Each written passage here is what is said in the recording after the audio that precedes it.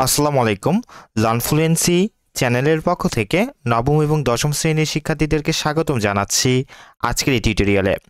আজকে আমরা আলোচনা করব তোমাদের বাংলাদেশ ও বিশ্ব পরিচয় বইয়ের সপ্তম অধ্যায়ের অনুশীলনে যে বহু নির্বাচনী প্রশ্ন, সংক্ষিপ্ত প্রশ্ন এবং বর্ণনামূলক প্রশ্ন, একই সাথে বহু নির্বাচনী প্রশ্ন এবং সৃজনশীল প্রশ্নগুলো রয়েছে।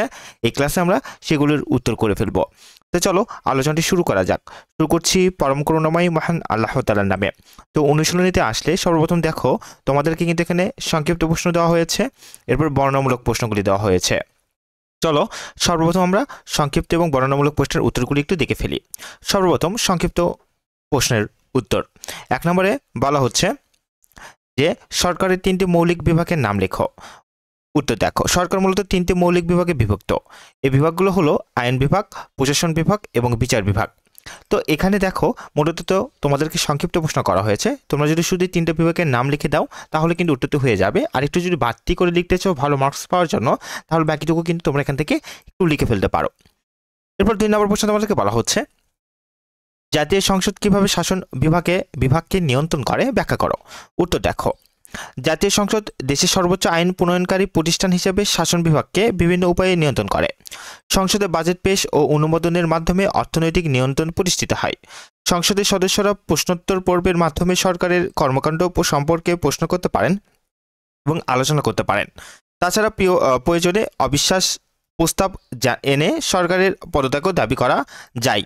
এসব পদ্ধতির মাধ্যমে সংসদ শাসন বিভাগকে নিয়ন্ত্রণ ও জবাবদিহির আওতায় আনে। গ নম্বর প্রশ্ন তোমাদেরকে বলা হচ্ছে স্থানীয় প্রশাসনের গুরুত্ব ব্যাখ্যা করো। উত্তর দেখো, স্থানীয় প্রশাসনের অন্যতম প্রধান গুণ হলো রাজনৈতিক প্রভাব মুক্ত থাকা। একটি দক্ষ প্রশাসন সব নাগরিকের প্রতি ন্যায় ও নিরপেক্ষ আচরণ করে, যা সুশাসনের জন্য অত্যন্ত গুরুত্বপূর্ণ। স্বাধীন প্রশাসনের কর্মচারীরা তাদের দায়িত্ব সঠিকভাবে পালন করেন এবং জনগণের সেবা নিশ্চিত করেন। প্রশাসনের জবাবদিহিতা ও স্বচ্ছতা রক্ষা করে একটি শক্তিশালী ও গণতান্ত্রিক রাষ্ট্র গঠনে ভূমিকা রাখে। তাই স্বাধীন প্রশাসন একটি কার্যকর ও ন্যায়নিষ্ঠ রাষ্ট্রের অন্যতম ভিত্তি। এরপর বর্ণনামূলক প্রশ্নের উত্তরগুলো আমরা একটু পর্যায়ক্রমে দেখে ফেলি। চলো 1 নম্বর প্রশ্ন বলা হচ্ছে প্রধানমন্ত্রীর ক্ষমতা ও কার্যাবলী ব্যাখ্যা করো। উত্তরটি দেখো, প্রধানমন্ত্রী বাংলাদেশের সরকারের সর্বোচ্চ নির্বাহী কর্মকর্তা। তিনি মন্ত্রিসভার প্রধান হিসেবে সকল মন্ত্রীদের কার্যক্রম পরিচালনা ও সমন্বয় করেন।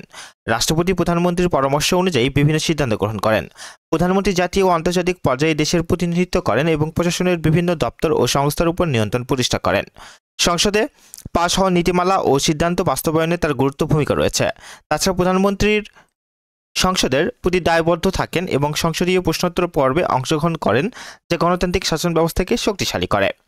এবার 2 নম্বর প্রশ্ন তোমাদেরকে বলা হচ্ছে যে জাতীয় সংসদের শাসন বিভাগের নিয়ন্ত্রণ জরুরি। যুক্তি দিয়ে বিশ্লেষণ করো। জাতীয় সংসদ একটি গণতান্ত্রিক প্রতিষ্ঠান যা শাসন বিভাগকে নিয়ন্ত্রণের মাধ্যমে জনগণের ইচ্ছার প্রতিফলন ঘটায়। সংসদে আলোচনা ও প্রশ্নোত্তরের মাধ্যমে সরকারের কর্মকাণ্ড পরিচালনা করা যায় এবং বাজেট অনুমোদনের মাধ্যমে অর্থনৈতিক দিকগুলো নিয়ন্ত্রণ করা সম্ভব হয়। যদি শাসন বিভাগ সংসদের নিয়ন্ত্রণের বাইরে চলে যায় তাহলে স্বেচ্ছাচারিতা ও দুর্নীতি বাড়তে পারে। তাই সংসদে কার্যকর নিয়ন্ত্রণ শাসন বিভাগকে জবাবদিহিতার আওতায় আনে এবং জনগণের স্বার্থ রক্ষা করে। এতে গণতন্ত্র, স্বচ্ছতা ও সুশাসন নিশ্চিত হয়। 3 নম্বর প্রশ্ন তোমাদেরকে বলা হচ্ছে বিচার বিভাগের স্বাধীনতা আইনের শাসন প্রতিষ্ঠা করে ব্যাখ্যা করো। উত্তর দেখো, আইনের শাসন প্রতিষ্ঠায় বিচার বিভাগের স্বাধীনতা অপরিহার্য। একটি স্বাধীন বিচার বিভাগ রাষ্ট্রের অন্য বিভাগ থেকে প্রভাব মুক্ত থেকে কাজ করে এবং সকল নাগরিকের জন্য সমান আইন প্রয়োগ নিশ্চিত করে। এটা সরকারের অপব্যবহার ও অন্যায় সিদ্ধান্তের বিরুদ্ধে রক্ষা দেয় এবং সাধারণ মানুষের অধিকার সংরক্ষণ করে। বিচার বিভাগের নিরপেক্ষতা ও স্বচ্ছতা আইনের প্রতি জনগণের আস্থা বৃদ্ধি করে, ফলে সমাজে ন্যায় বিচার প্রতিষ্ঠা পায়।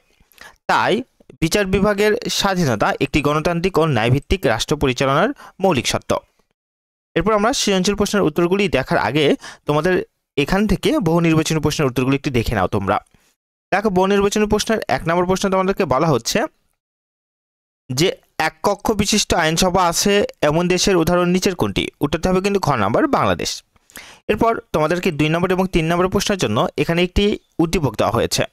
দেখো, উদ্দীপকে বলা হচ্ছে কি যে হৃদয় তার প্রবাসী বন্ধুকে জানায় বাংলাদেশের প্রধানমন্ত্রী সরকারি বিষয়ে পৃষ্ঠপোষকতা, অর্থ বিষয়ক কাজ, দলের নেতা, সংসদীয় বিষয়ক ক্ষমতা প্রভৃতি ক্ষেত্রে দায়িত্ব পালন ও ক্ষমতা প্রয়োগ করে। 2 নম্বর প্রশ্ন তোমাদেরকে বলা হচ্ছে জাতীয় সংসদে প্রধানমন্ত্রীর দায়িত্ব পালনের ক্ষেত্রে হৃদয় প্রদত্ত কোন তথ্যটি সঠিক? উত্তরটি কিন্তু এখান থেকে 1, 2, 3 তিনটাই হবে, অর্থাৎ খ নম্বর। দুঃখিত, এখানে উত্তরটি হবে তোমাদের 2 এবং 3। বার্ষিক বাজেট অনুমোদন এবং সংসদ সদস্যদের অধিকার সংরক্ষণ, এই 2 এবং 3 নম্বর হবে। এরপর দেখো 3 নম্বর প্রশ্ন তোমাদেরকে বলা হচ্ছে যে উপরোক্ত দায়িত্ব পালনের জন্য প্রধানমন্ত্রীকে বলা হয় সরকার প্রধান, ক নাম্বার সরকার প্রধান। এরপর আমরা সৃজনশীল প্রশ্নের উত্তরটি দেখার আগে এখান থেকে একটু উদ্দীপকটি পড়ে ফেলি। উদ্দীপকে বলা হচ্ছে জনাব ক কালেক্টর হিসেবে কাজ করেন। তিনি তার এলাকার সকল সরকারি দপ্তরের মধ্যে যোগাযোগ রক্ষা করেন। তিনি তার এলাকায় একজন বিচারকের কাজও করেন। এখান থেকে আমরা ক খ গ খ প্রশ্নজাতির উত্তর করতে হবে। চলো আমরা প্রশ্নজাতির উত্তরের একটু পর্যায়ক্রমে দেখে ফেলি। এখানে ক নম্বর প্রশ্ন বলা হচ্ছে বর্তমানে আমাদের দেশে কয়টি পৌরসভা আছে? উত্তর হবে বর্তমানে আমাদের দেশে 330টি পৌরসভা আছে। খ নম্বর প্রশ্ন বলা হচ্ছে স্থানীয় প্রশাসন ধারণাটি ব্যাখ্যা করো। উত্তর স্থানীয় প্রশাসন বলতে হয় সাধারণত স্থানীয় পর্যায়ের তথ্য বিভাগ, স্থানীয় পর্যায়ের তথা বিভাগ, জেলা ও উপজেলা শাসন ব্যবস্থাকে বোঝায়। প্রশাসনের সুবিধার্থে স্থানীয় প্রশাসন ব্যবস্থার সৃষ্টি। এ প্রক্রিয়ায় কেন্দ্রীয় শাসন ও নিয়ন্ত্রণকে নিম্নস্তর পর্যন্ত নিয়ে যাওয়া হয়। কেন্দ্রীয় সরকারের পক্ষে আইন শৃঙ্খলা রক্ষা, রাজস্ব আদায় ও সরকারি সিদ্ধান্ত বাস্তবায়নই এর মুখ্য উদ্দেশ্য। গ নম্বর প্রশ্নে তোমাদেরকে বলা হচ্ছে আমাদের দেশে জনাব ক এর অবস্থান বর্ণনা করো। উত্তরটি কিন্তু আমরা এখানে খুব সহজ এবং সাবলীল ভাষায় লিখে দিয়েছি, তোমরা একটু এখান থেকে উত্তরটি দেখে নিবা। আচ্ছা, এরপর ঘ নম্বর প্রশ্নের উত্তরটিও কিন্তু আমরা তোমাদের বইয়ের আলোকে খুবই সহজ করে লিখেছি, যাতে তোমরা খুব সহজে পড়ে পরীক্ষায় আসলে লিখতে পারো এবং মনে রাখতে পারো। তো দেখো ঘ নম্বর প্রশ্নের উত্তরটি একটু তুলনামূলক বড়, কিন্তু উত্তরটি তোমরা তোমাদের মতো করে একটু ছোট করে নিয়েও কিন্তু লিখতে পারো। আর এইভাবে যদি হুবহু লিখতে পারো তাহলে তো ফুল মার্কস খুব সহজে তোমরা তুলতে পারবে। তো এই ছিল তোমাদের জন্য আজকের এই আলোচনাটি।